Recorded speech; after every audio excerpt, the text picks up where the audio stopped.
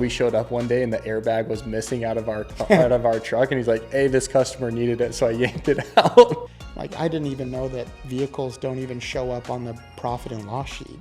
We have 5 softwares that manage our fleet. Not only on the financial side, but also the inspection side, the camera side, and the maintenance side. What's going on today? Cameron and I are talking about the topic of fleets. Should you buy? Should you lease?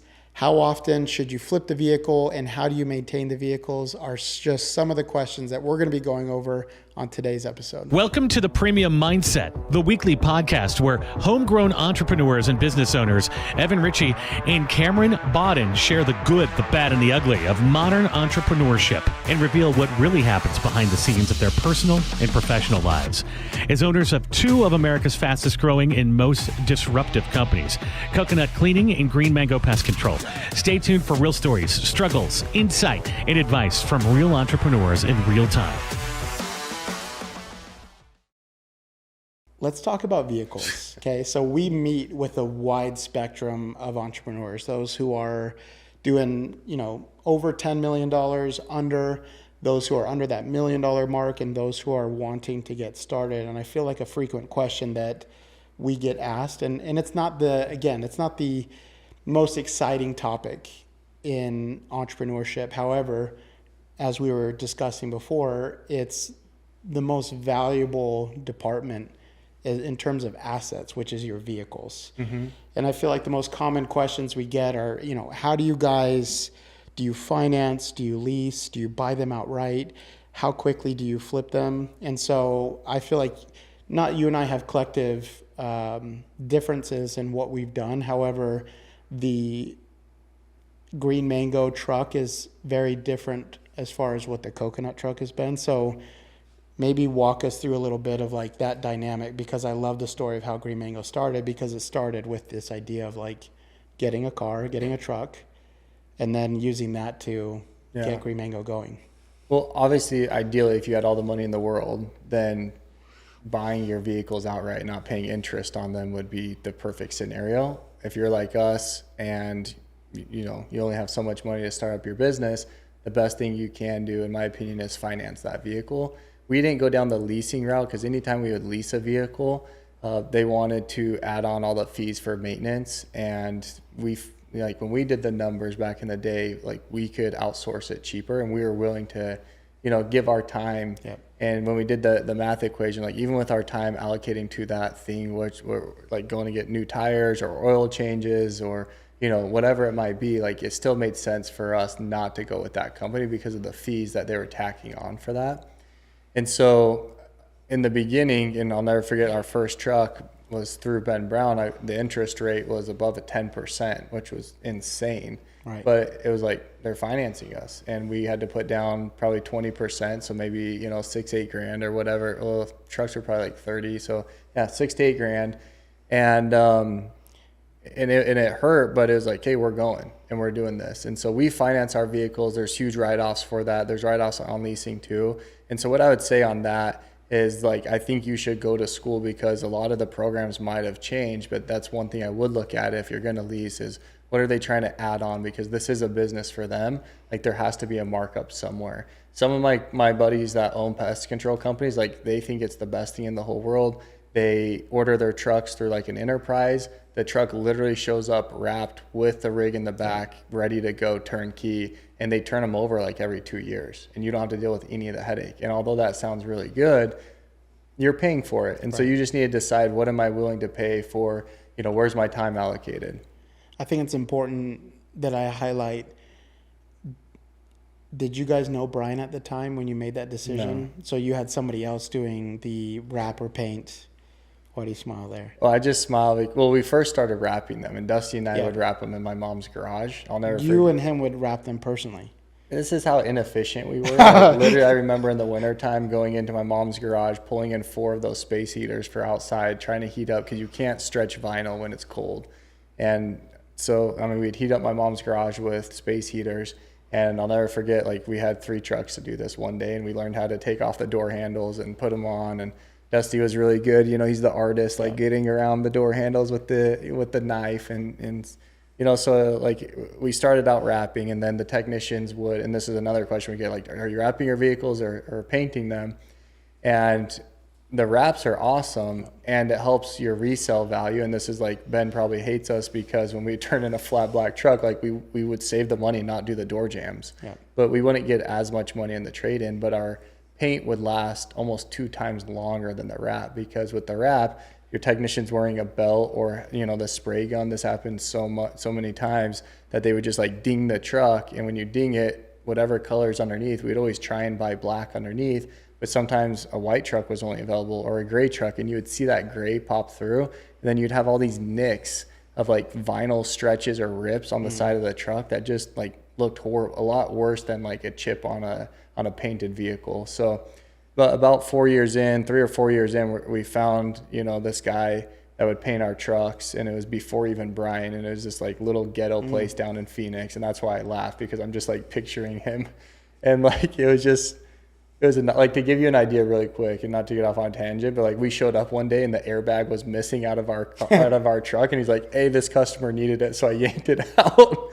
We're like, bro, that, like, what are we supposed to do? I was like, oh, you know, you'll figure it out. We're like, so that's what we were dealing with, but the price was right, you know. He's like, you got insurance, right? So again, at any level, whether you're starting the business, I know that this topic can be intimidating. At Coconut, we're experiencing this right now with all of our potential franchisees. It's actually a constraint or a bottleneck in how quickly we're able to get these things sold. But a lot of these guys, when you're starting a new LLC and you go to a dealership, because they don't know who you are, we could also talk about a sensitive topic to you that has been a big headache for as long as I'm sure you've been doing business. But when your LLC is so new, regardless of your personal standing, they still want you to personally guarantee these vehicles. Mm-hmm. And that's a difficult topic as well. And I know, do you know how many vehicles over the 15 years you've personally guaranteed? Well, like, I've had to do all of them. And so, I mean, if you collectively do it, I don't know. When we sold Green Mango, it was 130. Coconut was around 20. There was 50 pineapple trucks, and would we have 12 or 15 agaves? So like over 200 vehicles. Personally guaranteed. Yeah. So whatever phase you're in, I think one of my favorite emails from Tommy Mello that he sends out to like his subscribed list was, he's like, I can't stress enough, just ask someone that has accomplished what you want to accomplish or is doing what you want to do. And I feel like, again, not an exciting topic, but it's a huge and very important topic as it pertains to as you scale and as you grow and as you allocate finances. Like, I didn't even know that vehicles don't even show up on the profit and loss sheet. Mm-hmm. I remember seeing the profit and loss, and I'm like, man, we got 20 vehicles. Where the heck is those things? So we're not making payments? And James is like, it's on the balance sheet. I'm like, oh, right. And so doing it right and having a CFO make sure that those assets are being not only maintained, but whether it's a CFO or a close relationship with someone at the dealership, if you don't lease these things, you have to make sure that you're paying close attention to when is a good time to turn that vehicle in as well and to rotate the vehicles. And so, as always, you can always reach out to anyone that is doing anything entrepreneurial, especially in the service industry, about vehicles. It's a difficult topic to navigate alone, but if you reach out to the right people, have someone, at the dealership, especially if you're here in Arizona. What I'd say to that is, like, it depends on the market. Even if we said, hey, turn your vehicles at 75,000 miles, like, that's going to change. There was a time where at Green Mango, financially, it made sense to flip our vehicles every year. It was a pain in the butt to do it, but we would get a cap rate discount that was, $6,000 to $8,000 below sticker. We could drive that truck for a year, turn it in, and break even for what everyone else is buying it for. And so we drove our trucks for free. Remember COVID? But now, like, James is telling us, well, obviously it's done, but like towards the end it was, hey, we need to stretch these trucks 75, 80,000 miles because the market's different. The trade-ins aren't as much. and it saves, stats that James gives out is crazy. But so it depends on the market, depends on the trade-in value of what you're doing. But most service vehicles, start to get really hammered around 40 to 50,000 miles. If you're going to push that 75 to 80,000, I would encourage you to repaint it, halfway through your life, or just keep an eye on it. Cause there's nothing worse than someone trying to try hard by branding their company, and then the brand just looks like crap because they didn't keep up on it. The 1% Club last night was talking, hey, do you guys let people take home the vehicles? You let them use it for personal use? And there's one guy that actually said, do you reimburse them for their fuel when they use it, for personal use? Is the company paying for that? And I just thought, okay, hold on. Number one thing for us is non-negotiables on texting and driving and using it for personal use. You want to limit your exposure on the road as much as you can, to where you're not you're being targeted as a company, whether you're a big company or small company. They see a service vehicle on the road, they're going to target you. Yeah. And so if your vehicle is on the road after 5, after 6, you're just increasing those opportunities for you to get in an accident.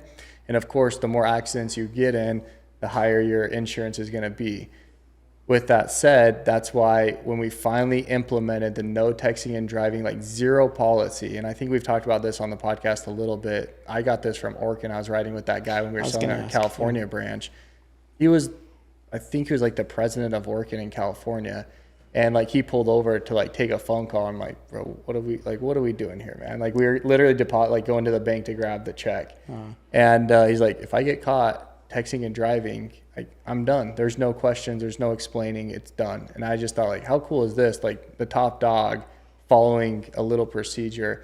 Your people need to fear you that much because it's that serious. You can kill someone, you can injure yourself, and it's a huge liability. We were getting in so many accidents at Green Mango. Craig, our insurance provider, came to us and said, there's literally not one insurance carrier that wants to cover you guys anymore. You get in too many accidents.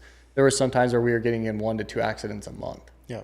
And so what we did is we said, okay, we'll move over to Samsara, which is a field. It's just a camera monitoring system outside and inside, and it's annoying and it sucks. It really does. Let's be honest, but it saves the company, it saves the employee, and that's the sell that you need to make to the employees. Listen, people are targeting us.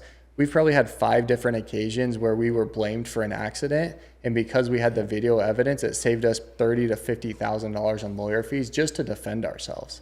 And that technician's getting wrapped up in that. And I'm sure we've had to let go of some technicians that, were blamed for an accident and it wasn't their fault. And so the cameras protect the company as much as it protects the employee. But what's important is not only, because we experienced this at Coconut, right? We implemented the cameras, but we didn't have someone monitoring them. And so if no one's getting after them for texting and driving or speeding or harsh braking, they're just going to know they don't they care about this, but they don't care about it. And so you need someone, an auditor in place saying, hey, I'm writing you up for your poor driving and this is what's going on. And then I just definitely wouldn't have, I cover this with I definitely wouldn't let them use it for personal use. Yeah.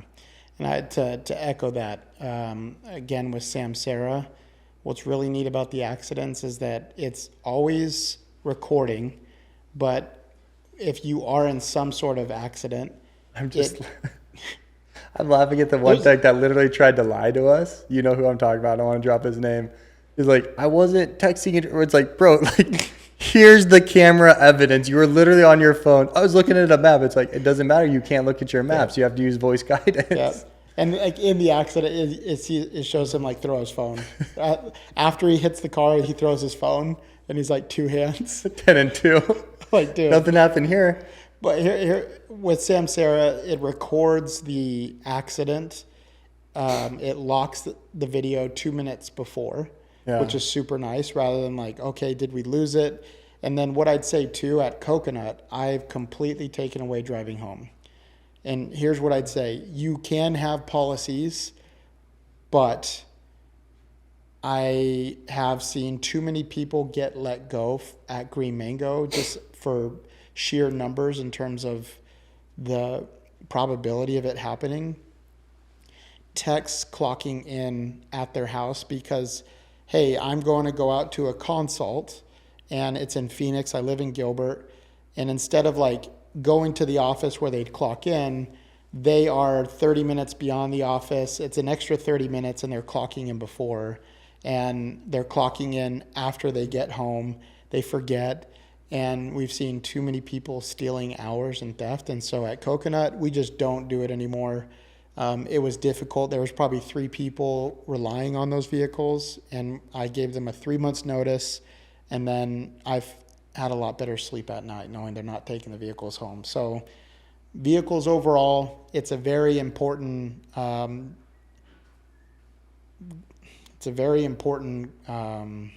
Topic. Yeah, it's a very important topic in the business, and having the right people managing not only the maintenance and the flipping of the vehicles, but also on the financial side, making sure that those payments are made. And the only other thing that I'd add is the importance of a weekly inspection. And so we used Go Canvas for that. The manager would go out and inspect, have their 10, 15 point checklist of what needed to happen, take pictures, have the technician sign off, have the manager sign off, and submit it. I mean, these are 40, 50,000, in Coconut's case, $100,000 vehicles. If you're not setting eyes on it every single week, even though this guy might be a great guy, and the outside might be clean, and you open up the door and, who knows what falls out. You need to make sure your guys know this is a huge asset. We're going to take care of it. We're going to protect it. And for that reason, we're having weekly truck inspection. Yeah, I just found out that we have more softwares over the topic of our fleet than any other. Why am I spacing on? Well, I'm trying to think of a better organization in the business where we have 5 softwares that manage our fleet. Not only on the financial side, but also the inspection side, the camera side, and the maintenance side. So that's crazy. We invest in the right softwares to make sure we're taking care of it and maintaining it. And so again, if you have questions, reach out to people who are doing the thing that you want to do, and just make sure that as you get more vehicles, that you're also monitoring your bandwidth and your ability to take on more customers, and monitoring that close to revenue as well.